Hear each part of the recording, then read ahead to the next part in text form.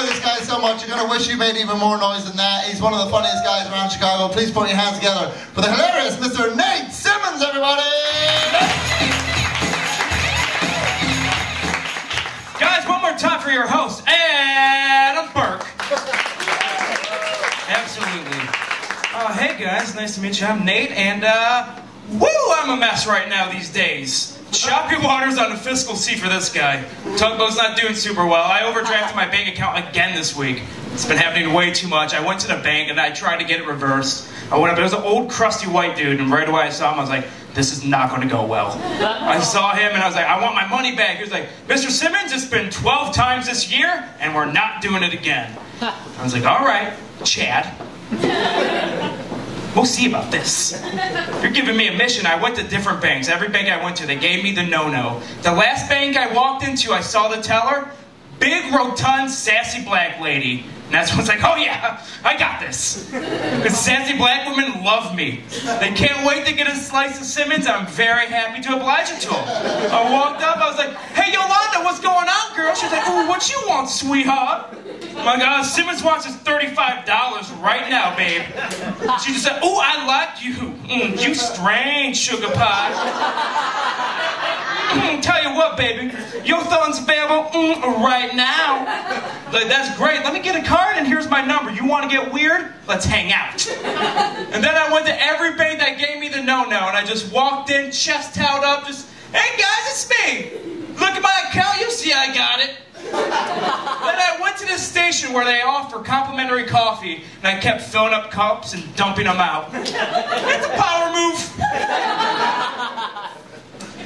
When I was a little kid, I used to get punished a lot by being sent to my room. Just go play with your toys is pretty much what it was. They would try hiding them, but I hid them better. So I always had toys to play with. And I feel like my parents really kind of fucked up how they punished me, because punishing a kid is your one chance to take all your frustrations about your broken dreams out on somebody. Like, if I never become a game show host, my kids will have to deal with that. Like, Nate Jr. broke curfew. Look at the clock, pal. Looks like it is time to spin the wheel! Let's see what punishment you get selected for today. Ding, ding, ding, ding, ding, ding, ding, ding, ding, ding, ding, ding. Ooh, you're gonna smoke this entire pack of unfiltered cigarettes. Right here, right now. I know you're on your Pee-wee football team, that won't help. And speaking of which, you guys did lose your last game and didn't even cover the spread. Well, it still hurts from that one. I probably shouldn't bet on your games, but let's see how the wheel feels. Ding, ding, ding, ding, ding, ding, ding, ding, ding. Ooh, sometime this week you will be waking up with a bowl cut. Maybe Tuesday, maybe Thursday, be on your toddler toes. The storm is coming. And you can punish them for anything. Smoking pot behind the old mill without me. Thought we were friends. Ding, ding, ding, ding, ding, ding, ding, ding, ding, ding. And free ice cream sandwich. I don't know why I put that in there. Rules are rules, the wheel has spoken. Enjoy it, you're really high, I know you will. I've had a lot of jobs lately, bad relationships, all of them with employers in my life.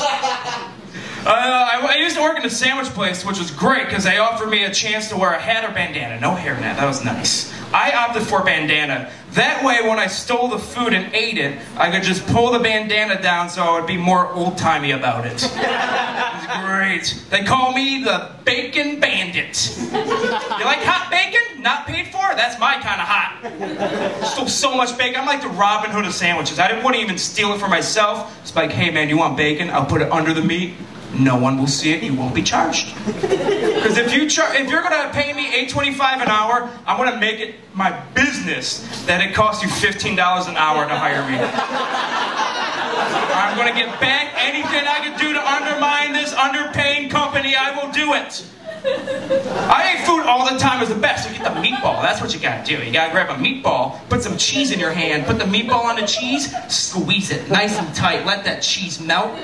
Put a pickle around it with a hot pepper, call them hot pickled pepper balls. You swing them around up for some torque? Open up and I ate one in front of a customer once, and she looked at me and said, "You are not making my sandwich." And I said, "Okay." And then she said, "Where's the manager?" And I said, "Well, I am the manager." And then she asked who the manager was to the guy to my left, who happened to be my manager. And then he was like, "We'll talk over here." And I was like, "Uh-oh, tugboat's going to sink in this job again. Time to eat as many meatballs as I can before I get fired." And I just started hurling meatballs in my mouth.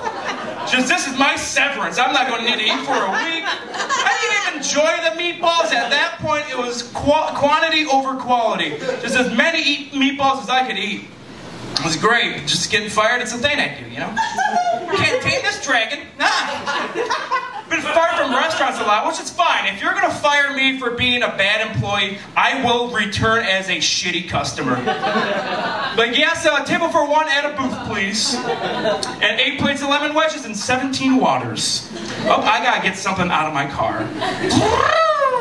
Drive away.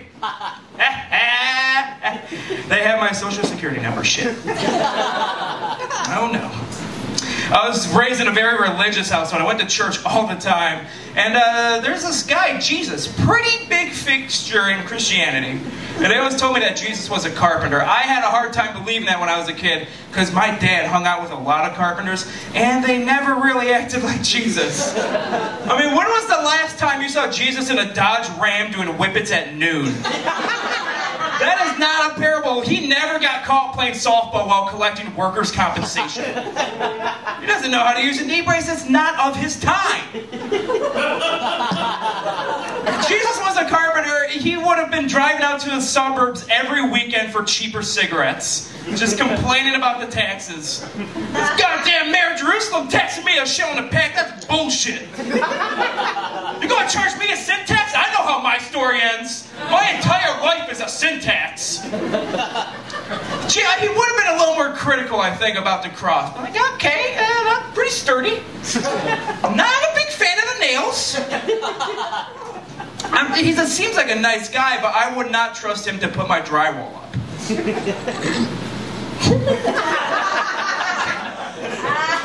Okay. It was weird just going to church all the time and being told why you're going to go to hell.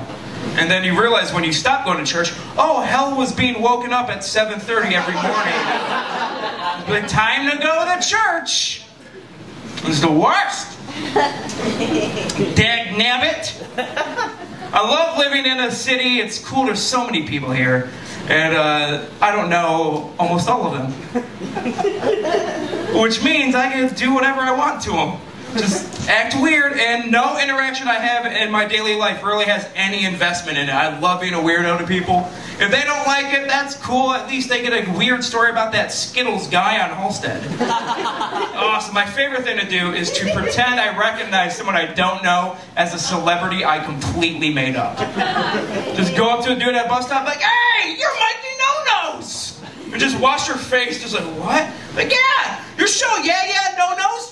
Greatest work you've ever done." And he's like, no, I think you got me confused. Like, "Hey, you're talking like No-Nose, you're Mikey No-Nose."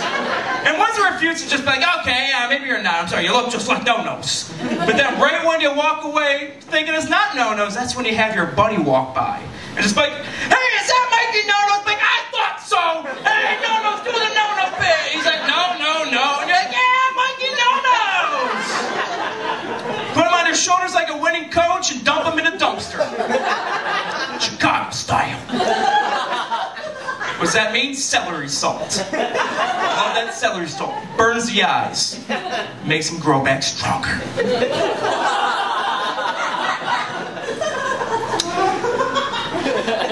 I'm a big fan of movies. The picture show, I do it.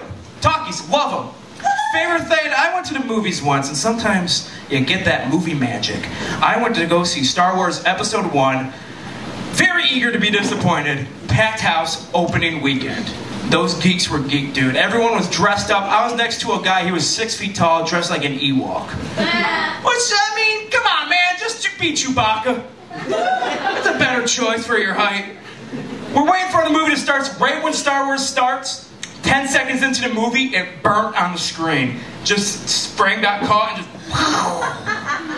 And you did not hear anything. You just heard a, "No, And then it went black and just, oh, God damn it! And everyone just started throwing their snacks at the screen. And guess what? That's when the manager had to come out, and he was ill-equipped for this nerd rage. He came out, he was just this pudgy little bowling ball of a man, very bald and sweaty and terrified. He just walked out, hands up, just in surrender, just a white flag already. Just, ladies and gentlemen, I apologize about Star Wars. And just everyone, boo! And that's when the Chewbacca wannabe stood up, and I just saw him throw one goober straight into this guy's left eye. And he was like, no! And he just walked away and tagged another manager in, like, good luck out there. And this other manager came out and he was like, listen guys, we will compensate you for the Star Wars mishap. And that's when everyone just got quiet because a big black man stood up. And when he stood up, people knew, shut the fuck up. This man speaks for all of us. It took him it was an effort to get out of his chair. He wiggled out in his sweatsuit. And he was just like, hey, boss man! Oh, you want to remedy the situation? Fuck that! How about super combos for everybody? And the place went apeshit. Everyone wanted super combos. I was 9 years old, just like, oh yeah, super combos, I'm with this guy. And he did not even remove eye contact from the manager. He just sat down like, and then his baby girl to the left just wiped his brow with sweat. It was beautiful. We all got free movie passes, no super combos involved, heavily disappointed, scarred for life. After the whole ordeal, I saw the manager in a movie theater, and he just had his hand in his head. He was like, I don't know, I want to make people happy. That's why I got movies. And I went up, I consoled him a bit. I just said, hey man, listen, it's over. But I gotta know, what's a super combo?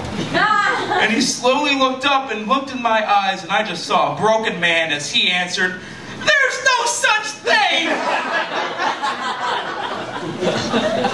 Poor soul. He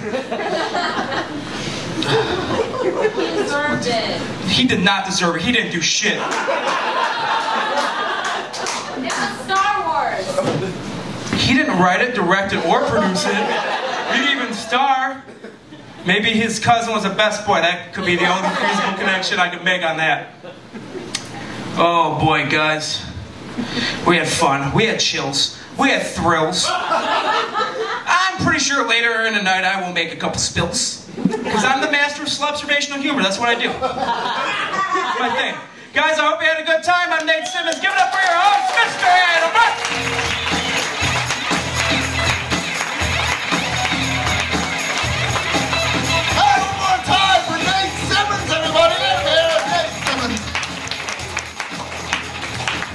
Did we all enjoy that fucking Nuremberg trial that